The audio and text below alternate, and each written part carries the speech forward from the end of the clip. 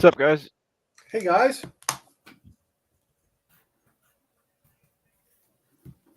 Matt, how you doing? Am I 5x5? You look good, man. You're 16'9". You know what 5x5 means, don't you? No, man. What is it? It's like an old military term. Just means loud and clear, basically. Oh, right on. Okay. I don't know if it's military or police or whatever, but it's geek talk. I gotcha.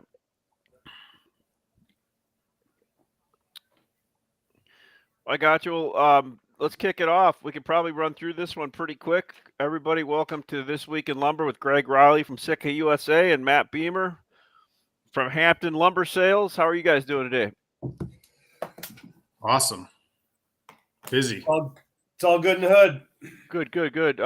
So kind of wanted to go over real quick, a quick update on regions and what we saw this week versus last week, as things are changing quickly. Then we'll talk about Greg's LinkedIn poll he put out, a little bit about homes under construction and the backlog that everybody just keeps circling back to, and figure out if that's bullish, bearish, or nothing. Talk about what's going on social media, talking about lumber. Then we'll lean on Greg for some inflationary or transitory inflationary updates, if that sounds good. I mean, transitory, we're still using that word, right? Or is transitory itself?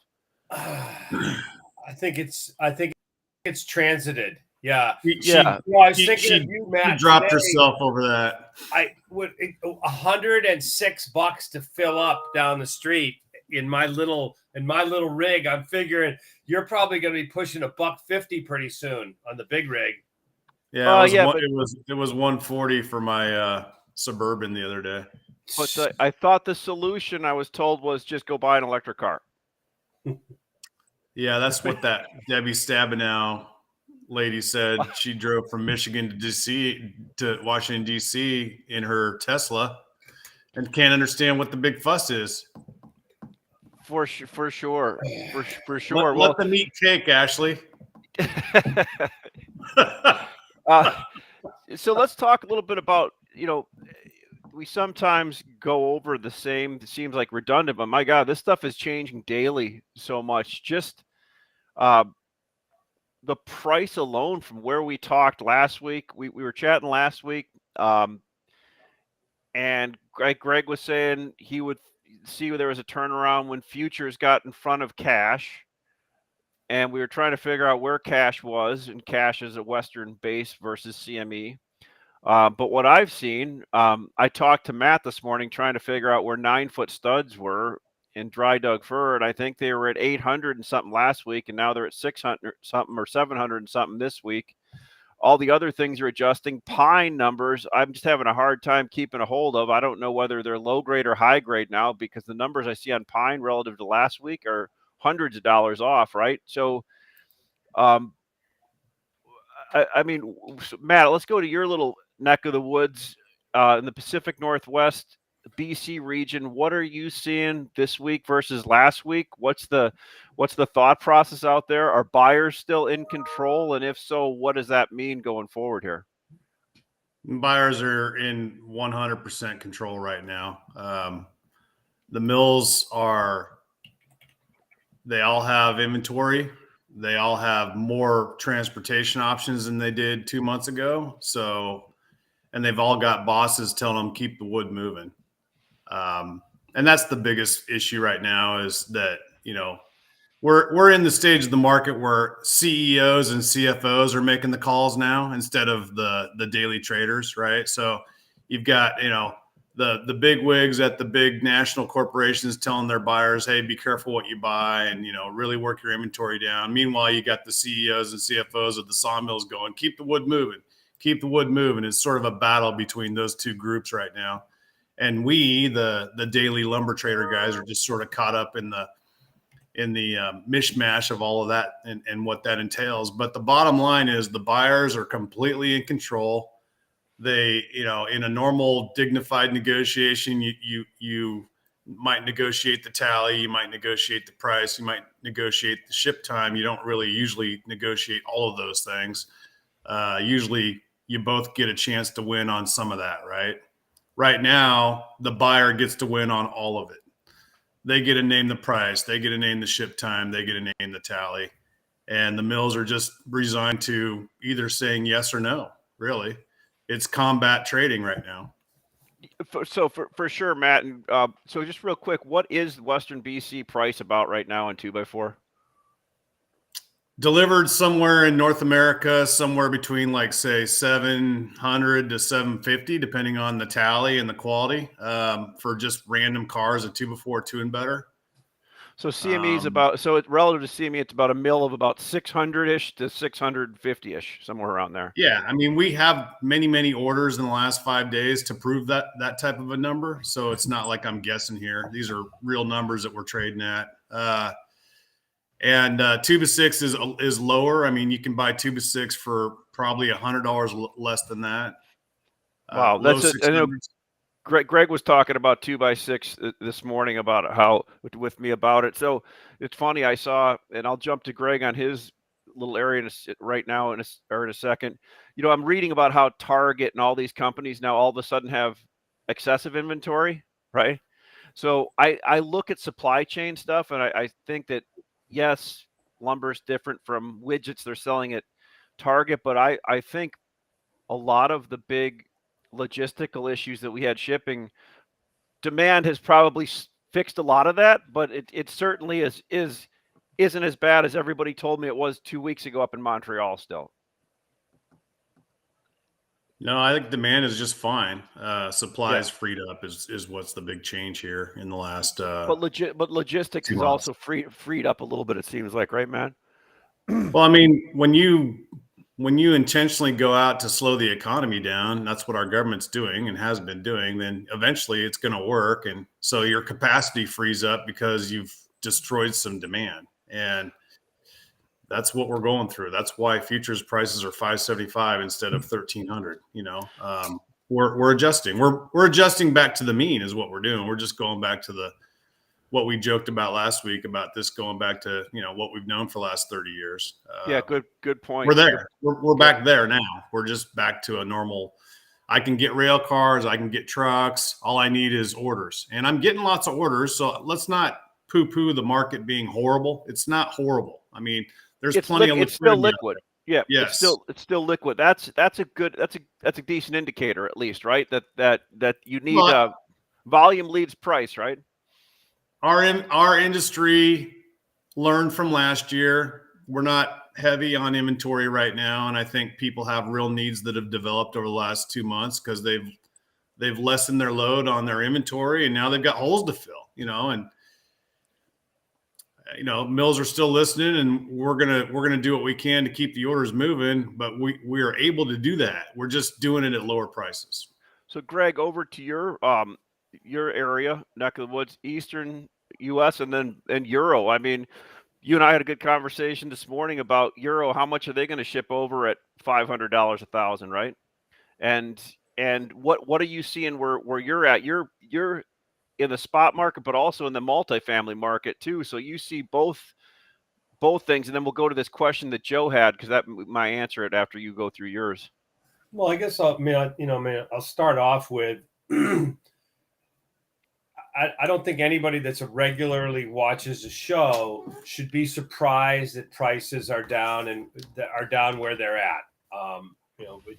We've talked about it for the better part of the last 2 months, that demand was going to slow, and that that spruce prices at least were artificially high because of the transportation issue. And so here we are. We've fallen I don't know, $800 or $900 depending on the item. I've been saying all along that the market will bottom when the mills are all prompt shipping, and or futures is a premium. We tried here over the last few days to see if futures could hold the premium to cash as cash.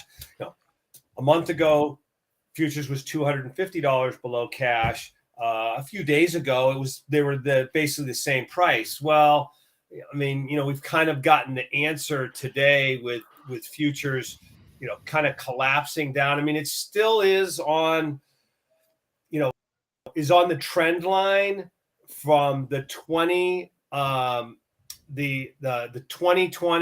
2021 lows. We're still on that trend line. So as the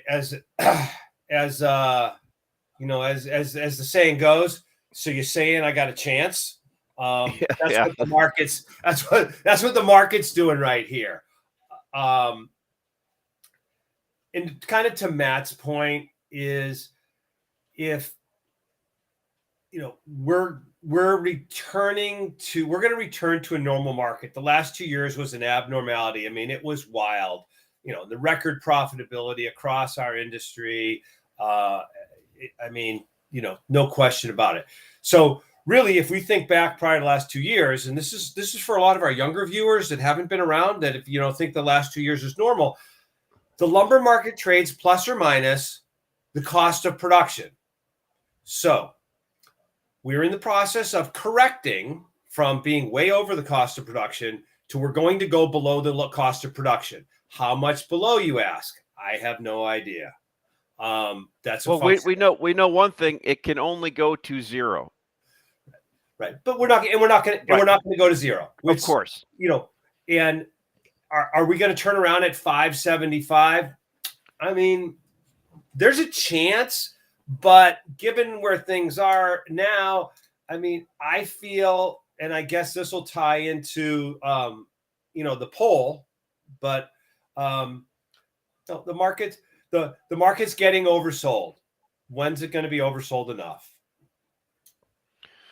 Yeah, no doubt, Greg. It seems to be getting oversold. How about on the euro front? What's your thought there? What are the euro? If you're over in Europe at a mill right now, deciding what you want to do, what line in the sand do you draw before you're going to stop shipping stuff over here?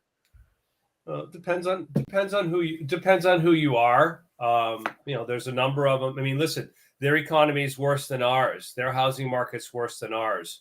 So, in a lot of cases, these mills are ramped up to make lumber for the North American market with that fiber, and it's going to continue to come here.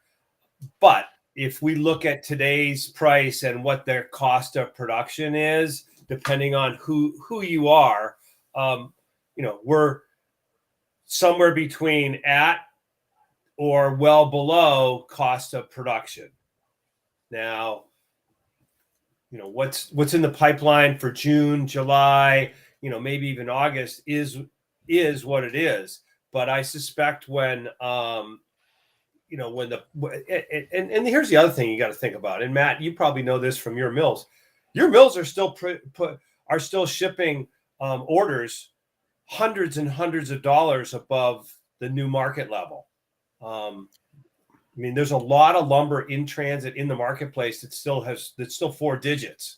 When we ran up in 2020, I said, hey, I'll never see 4 digits again until 2021. So I'm going to say I'm never going to see 4 digits again after 2022. Question for us.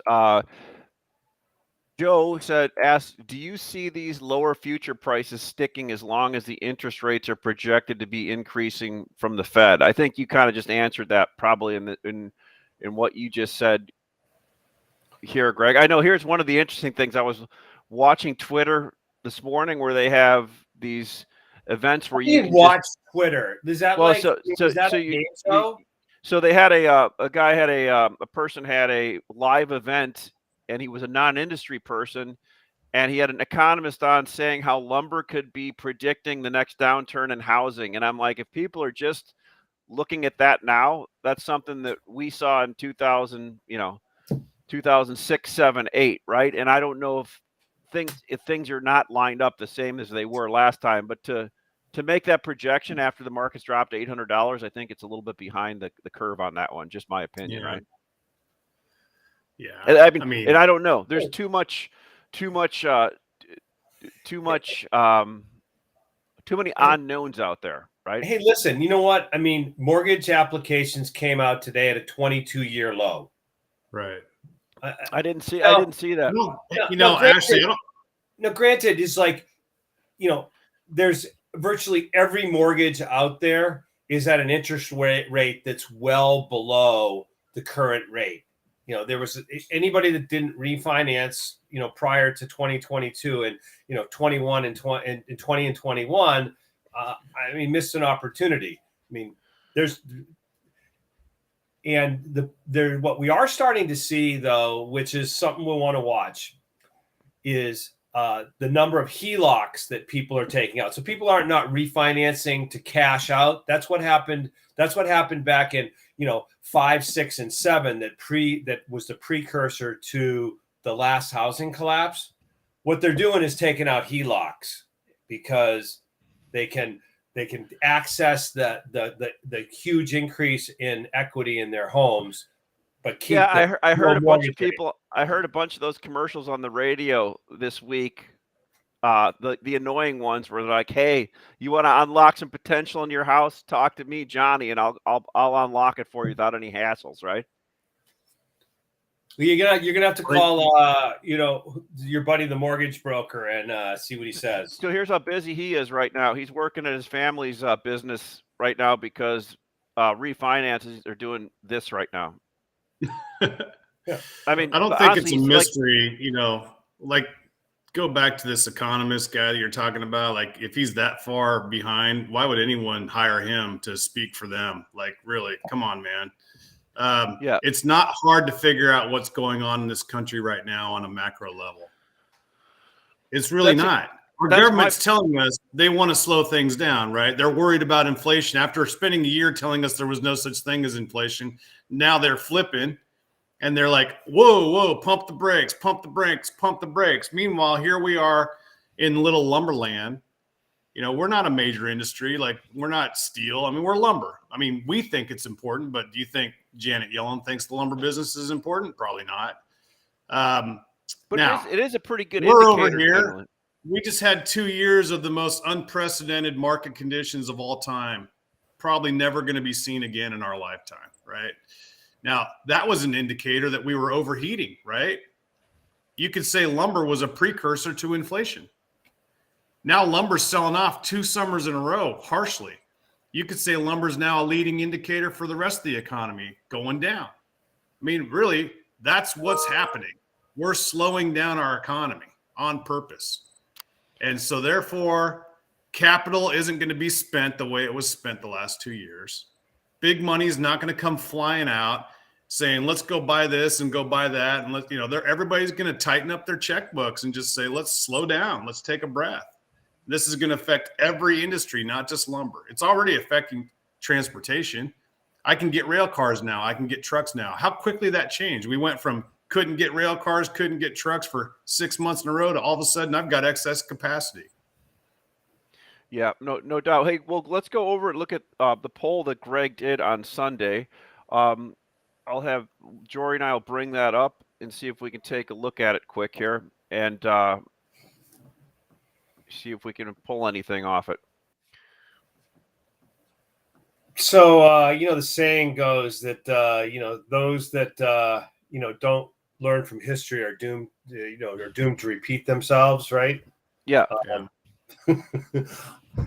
So, I just felt that was looking at the market. And I thought it was kind of interesting when I looked at last year. Hang on, let me see where that is. If Jory can't get that one up there, I can bring it up, Greg. I just want to look at something. And so, when I looked last year, the market fell in 17 weeks from mid-May to mid-August, fell 74% from 1,700 and something down to, what was it? I can tell you what it was. Like 380, wasn't it? It was from. Oh, there, Jory brought up the chart there. It was from 1711. It fell all the way down to 400 and what was that number? $448, right? So it fell 74% in 17 weeks. And I looked and said, hey, well, where are we here? Well, from our high of 1477, we're now down 13 weeks, and we were down about 60% as of last Friday. To fall $200 further, which would put us at let's just call it $400. At 400, we'd be down 74% if we did it over the next 4 weeks. The poll, the poll was seeing what people thought, and to kind of get a viewpoint on that. And we had that a third of the marketplace, or the third of the people that voted on the poll, say yes, market's going to fall another $200 over the next 4 weeks. 28% said no, that it was going to bottom next week. And I'm not sure whether that was like next week as this week or next week as next week. So we'll give those people the benefit of the doubt. And then 40% said, no, but it will bottom in 4 weeks. So I looked at that. I go, well, geez, 73% of people are bearish. So, thinking it's either going to fall $200 in the next, the next 4 weeks, or fall something less than that, but fall for 4 weeks. I mean, the contrarian in me says that that's maybe, modestly positive. But it's hard to, it's hard today to say that that's definitive. That's for sure. Yeah, no doubt, Greg. That's a good thing. So let's just real quick talk about, Matt and you were talking about the spot market. What is the longer term market looking like? 30, 60, 90 days. I mean, we know there's a backlog of homes that are looking to be built. What are the multifamily people looking to do to lock in prices? Are they buying cash right now, put it on the ground, or are they floating out bids in order to buy longer, farther out, or are they just sitting back waiting like everybody else? Matt, Greg, either one of you can They're take. doing both. They're buying cash right now because Yep. the prices are down so much, and they're very profitable now at these prices. They're also wanting to lock in stuff for the third and fourth quarter. We've had plenty of opportunities to sell jobs for September, October, November timeframe, and they like these prices. These are really good numbers for them, for that segment of the market. And then to go back to what Greg was talking about, in terms of when will the market get better, when the mills start saying no, when wholesalers run out of things to dump, right? Yep, great point, Matt. I'm starting to see a little bit of that. Like I personally am no quoting a lot of trucks right now because I've sold it and I haven't replaced it. So I don't really need to keep being cheap to be busy just to get rid of my inventory, because it's gone. My inventory keeps dwindling. I'm not buying new inventory behind it until I have a reason to. And so, we're not at the bottom right now, but we're a hell of a lot closer to the bottom today than we were 2 weeks ago. I'll say that. Yeah. So Bo from Spokane Forest Products, he made a comment. Spot on, Greg. Stats matter. Doc Lumber knows. So is Doc Lumber now Greg instead of Doc Holiday? Is that his new nickname? Is Doc Lumber? Well, I mean, I don't know. I like kind of like Sean giving me the Swami. Doc Lumber, you'll have to get a quick comment on multifamily. I guess two things is what I see is there's a lot of fill in, the odd truck that's for a job that needs to get bought. But I see the vast majority of the multifamily at this point is like quote and requote every week now, and there's a lot of business that I feel is sitting on the sidelines. I'm primarily a spruce seller, and I will say that Southern Pine has gotten most of the jobs that have been placed recently have been placed on yellow pine because it's several $100s below spruce, and I feel like pine is continuing to pull the spruce market down. One thing, Matt, I was wanted to ask you, what are we seeing in home center? Are we seeing uptick at all in that business, or is it still pretty punk? Well, there is an uptick, but it's not across the board. And the uptick is on the dimensional side. It's not on the stud side. So, Okay. yeah, I mean, if you wanted to look at our internal numbers, you would see that our dimensional orders are up and our stud business is down, but the overall trend is flat. And so we, as an industry, normally the build-up season is so February, March, April is kind of where you see spikes in activity because the home center companies want to bulk up their inventory for springtime. And then the hot summer months come and everything sort of mellows out for a while. And then in the fall, you see another buildup in inventory and outtake and outflow of volumes. We're not seeing those big increases this year. That's the difference between this year and last year. Last year, we saw massive increases in inventory positions by the home centers, followed by a giant thud of no business. And they spent all summer liquidating inventory because prices had gone up so much. Matt, that's and so the true. consumer didn't want to buy it, right? Like we found out as an industry that the consumer, the direct to consumer trade, wasn't willing to buy $12 studs at Home Depot. Matt, that's Who knew? Or $80. I was literally in a couple of home centers, 3 or 4 of them this week, driving around to them, walking through them. 'Cause, I had to pick up a few things, but you ultimately wander down the lumber aisles because you can't help yourself, right? Right. And it's strange, much smaller inventory at the home centers than I thought. Now look I went after a 3-day weekend on a Sunday night, so that could be one of the reasons. But generally, when I walked around them, they had lumber piled outside last year where they normally don't. This year, there's no. At least the ones I went to in Chicagoland didn't have any lumber piled outside. They didn't have 2 trucks of OSB sitting there and a truck of studs and a bunch in the racks. They had adequate fills on the racks and people were moving stuff. It looked like it did 3 or 4 years ago. Yeah, they didn't make the mistake that Target made. They learned from last year. I think our industry's gotten a little bit smarter. I would say that we've all learned collectively from last summer's mistakes, and they were expensive mistakes, man. I mean, if you bought lumber at $1,700 last year and then sold it for $700, that's $1,000 per thousand. That's $110,000 loss on a car of lumber. That's crazy. That's a lot of money. Yeah. That's a lot of money. If you had 10 bad cars, you lost over $1 million. I mean, I know that there's traders in our business that quit because of that. They just, they couldn't overcome those types of losses. How about Home Depot or Lowe's with the volume of lumber that they're carrying? I mean, that's a lot of money. Generally, those big guys don't carry much inventory, do they? They generally carry it around them, right? And they put that back on the vendors, right? They have committed inventories, and the vendors have to, they all have a piece of the action. So the customer has some responsibility of their inventory, and the mills have responsibility of their inventory, and it's sort of a shared inventory situation. But at the end of the day, Home Depot, Lowe's, Menards, anyone else that was in the home center business last year, they got stung by higher prices and they had to liquidate some inventory throughout the summer and fall.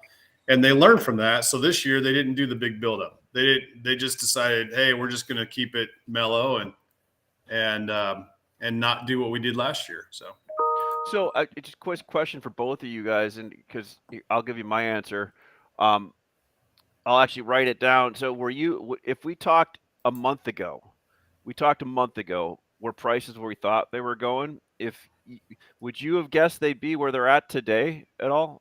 From a month ago, I certainly wouldn't have. I thought they. I mean, I can't speak for you, Greg. I didn't think they'd go this low. I'm a little surprised by it, but in retrospect, when I look back, I'm not as surprised, right? I mean, you can always look in the rearview mirror and say, but what's your thought on that, Greg? Well, I guess I'd say, I'll go back to what I said before. I mean, we were expecting the prices to adjust.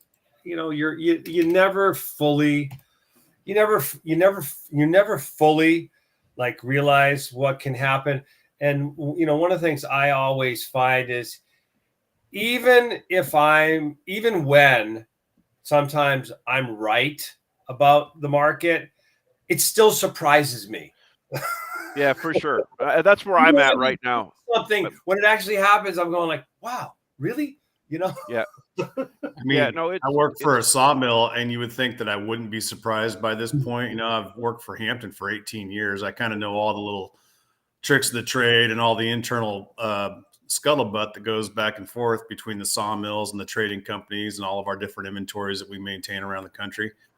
And even I get caught off guard, you know, at times. That week we came back from Memorial Day 3-day weekend. Right before that, the week before that, I had a really busy week, and we were even talking about raising prices on studs. And, you know, we had a flurry of activity. Things felt like they were getting better. Come back on that Tuesday, it was like everybody forgot what happened the week before and just dropped their prices another $100 and just gave up completely. And that's crazy, Greg. And you and I always talk about this, how a 3-day weekend can go either way, right? It didn't work this year. But it can be a 3-day weekend can be a market killer sometimes. Well, the next one's 4th of July, so we'll see what happens then. Yeah, for sure. Well, so some great points today. Greg, I think your point too, if you're a youngster in this industry and you've gone through the last 2 years, one thing, good for you. I hope you save some money. Yeah.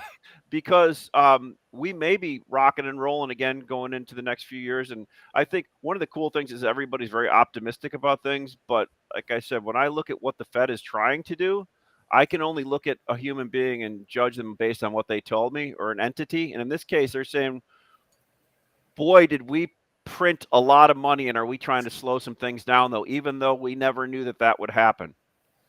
But the fact is, the challenge that we have is that you know, if you think last year, the middle of last year, you could see this already building, you know, and, you know, the combination of, you know, sending another $2 trillion out into the world and arguing that inflation's transitory when you could see the numbers behind the scenes. I mean, that's why they're so far behind the curve. You know, the inflation number is going to come out on Friday. It's going to be another bad number. And I mean, the Fed needs to raise interest rates by like 2 percentage points next week and say, we're serious about inflation. And that's you know, trying to go incrementally at this point is just like, you know, Chinese water torture. Is that okay to say? Oh, okay. Yes. If you're our age. I think that's okay. All right, guys. Hey, well, appreciate it, guys. Have a great day. Yeah. So let's. Yeah, I mean, a lot of unknowns here. We've traded off quite a bit, but like Matt said, there's a lot of liquidity out there. So if you want to talk to Matt's at Hampton Lumber Sales. Greg's at Sitka USA, and hey, come to the MX platform. Lots of things available on the MX platform. There's 330 trucks up there today. So and a lot of bids and a lot of offers. So and cars. So come on up to mxlumber.com, sign up. We'll get you on in listing to buy or to sell in no time. And I appreciate Matt and Greg your time today, and we'll look forward to doing it next week. Thanks guys. Have a great one. All right, thanks. You too.